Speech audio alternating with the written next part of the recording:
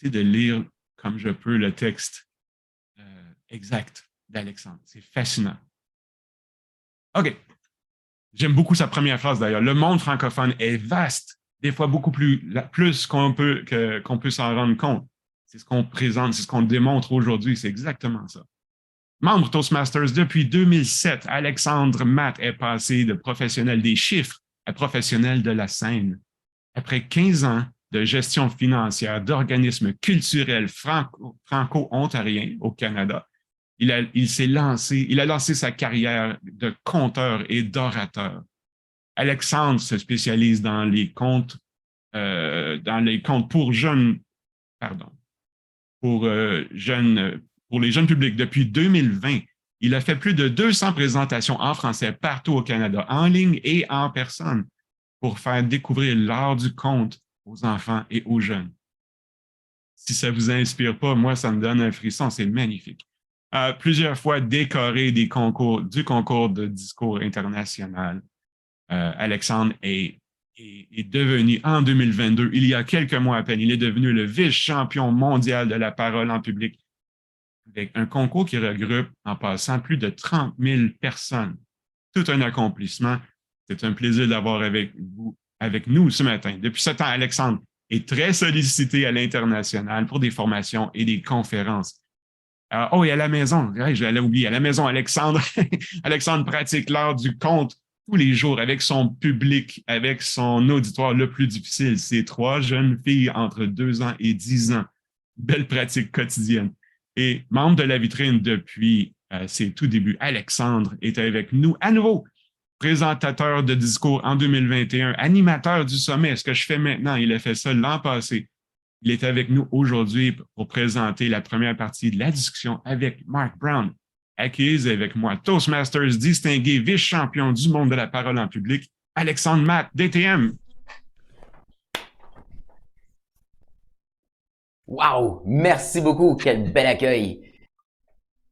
Hey, en effet, le monde francophone est vaste. Et je vais vous ramener en arrière en 2001. C'est les Jeux de la francophonie mondiale de Ottawa. Et moi, j'ai la chance de travailler pour les Jeux, un événement mondial qui a lieu tous les 4 ans. Si vous ne connaissez pas ça, on peut dire que c'est les Jeux olympiques pour le monde francophone. Et moi, à ce moment-là, je travaille près des résidences où restent les délégations de plein de pays au monde. Et je suis là pour aider avec le transport, le déplacement des délégations. Un bonjour, le coordonnateur de la délégation de Côte d'Ivoire vient me voir pour de l'aide.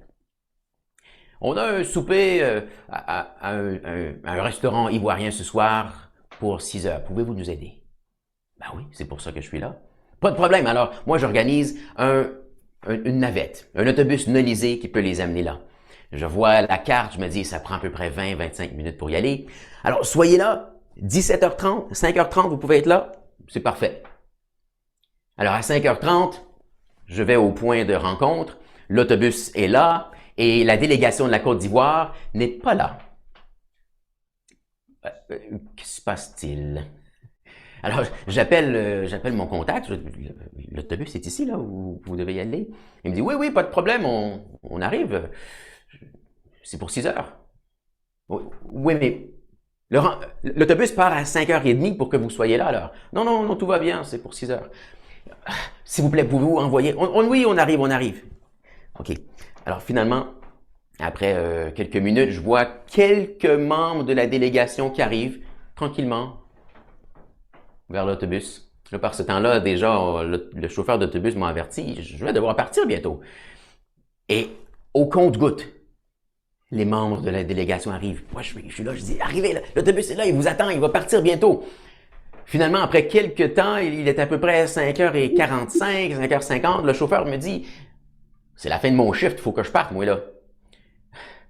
OK, on va s'arranger. Alors, il y a à peu près 10 personnes, 10 Ivoiriens, parmi la délégation de 40 qui sont dans l'autobus, et le chauffeur s'en va. Il y en a d'autres qui arrivent tranquillement. OK, comment est-ce qu'on fait pour les amener là? Je peux pas juste envoyer d'autres autobus ad vitam aeternam. Mais j'ai aussi la possibilité, moi, comme coordonnateur du transport pour les résidences, j'ai accès à des taxis. Alors, j'appelle des taxis et un à un, je les envoie quand, à mesure que j'ai 4 ou 5 Ivoiriens qui arrivent. Ils arrivent tellement lentement, j'en peux plus, il est déjà passé 6 heures. C'est certain qu'ils sont en train de manquer leur souper. Et là, il reste, là, à peu près la moitié de la délégation est partie. Il est passé 6 heures, on approche 7 heures. Là, je sais plus quoi faire. J'appelle mon contact et je dis, j'arrive.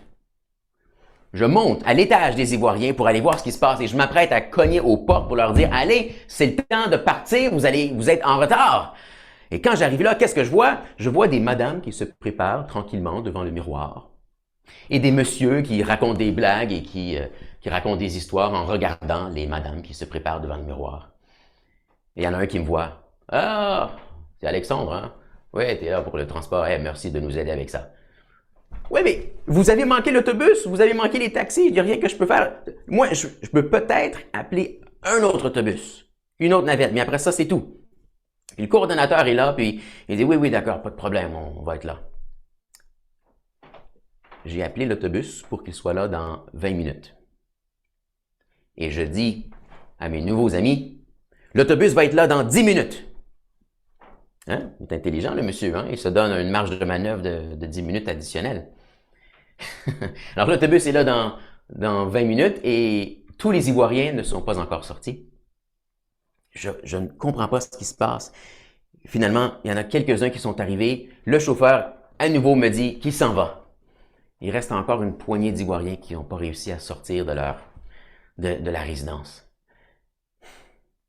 Et il y en a un qui arrive, finalement, et je lui dis, l'autobus est parti. Là, la seule chose que je peux faire maintenant, c'est de vous amener c'est de vous envoyer dans l'autobus régulier avec la population normale. Ils vont vous laisser passer avec la passe de délégué. Oui, pas de problème, j'ai pas de problème. Puis là, je lui dis, votre souper est à 6 heures et il est presque 8 heures et vous êtes en train de manquer le souper. Comment ça, manquer le souper? Pourquoi est-ce que tu regardes ton horloge, toi? Tu as une montre, toi? Moi, je regarde le soleil. Tu connais l'heure africaine? Pardon? Et c'est là que j'ai compris. Là, il y en a, je vois des sourires, là. Je sais qu'il y en a qui connaissent ce concept, hein? Oui, n'est-ce pas, Abou? L'heure africaine. On ne regarde pas l'horloge, on regarde le soleil pour savoir quand est le moment de partir. Oui, ben ça aide pas avec l'autobus. Alors, je leur donne des instructions, je les amène à l'arrêt d'autobus pour pouvoir les envoyer vers leur restaurant. Et à ce moment-là, quand l'autobus arrive, je prie le chauffeur d'annoncer à la délégation de sortir quand c'est le bon temps. Ils sont en train d'entrer dans l'autobus et le dernier, au moment d'entrer, il se tourne vers moi et il dit, « Alexandre, tu viens avec nous? »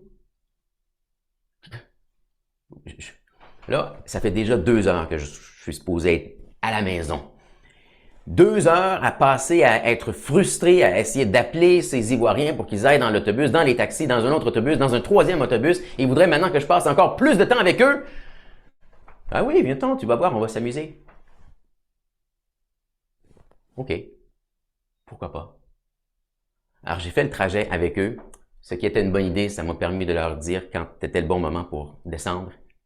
Et j'ai passé le restant de la soirée avec la délégation de la Côte d'Ivoire. J'ai échangé, j'ai écouté leur musique, j'ai mangé leur nourriture, j'ai entendu leurs histoires. Ça a été une superbe expérience, une rencontre de culture. Quelques jours plus tard, c'était le temps de la cérémonie de clôture. Et là, je les avais avertis. Si vous voulez pas manquer la cérémonie de clôture, là, c'est l'heure canadienne. OK? On regarde pas le soleil, on regarde l'horloge. Et je les ai amenés personnellement jusqu'au site de la cérémonie de clôture.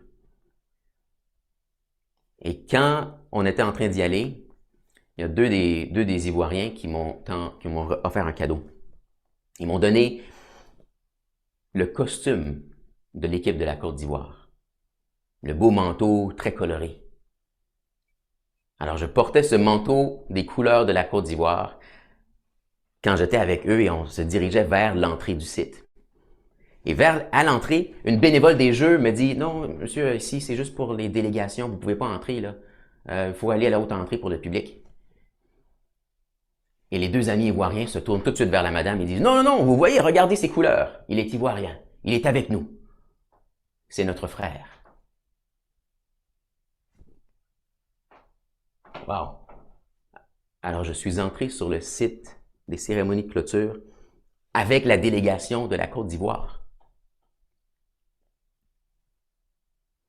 Mes amis, ça, c'est le genre d'expérience qu'on peut avoir lorsqu'on s'ouvre à d'autres cultures, lorsqu'on est curieux, lorsqu'on veut faire des échanges, comme on est en train de faire aujourd'hui. Si vous n'avez pas déjà eu ce genre d'expérience culturelle, ce genre d'échange, ben aujourd'hui, c'est peut-être une occasion rêvée.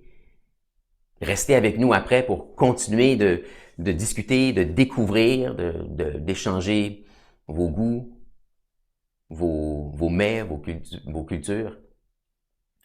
Et pour paraphraser la chanson thème des Jeux de la francophonie d'Ottawa Hall de 2001, ici, on parle la même langue et on se comprend.